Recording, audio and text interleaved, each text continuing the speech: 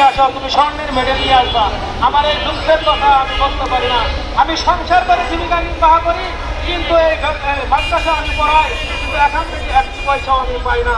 দুঃখের বিষয়, আমি পড়ানোর পরেও কেন আমি বেতন পাচ্ছি না? আমাদের কি অপরাধ?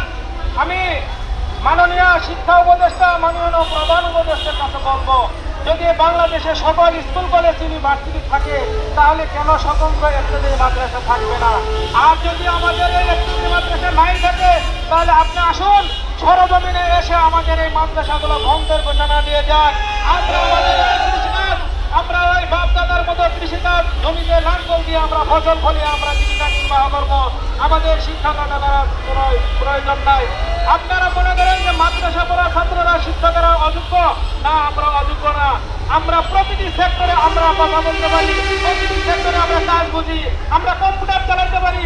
আমাদের পড়ানো ছাত্ররা ওয়েব ইঞ্জিনিয়ারে লেখাপড়া করতেছে, আমাদের পড়ানো ছাত্ররা মেডিকেলের প্রধান হয়েছে, আমাদের পড়ার ছাত্ররা এসপি হয়েছে, ডিসি হয়েছে। আপনি বাংলার সকল জায়গায় আপনি খোঁজ নিয়ে দেখেন, তারপরে কেন আমাদেরকে অযোগ্য বিবেচিত করেন?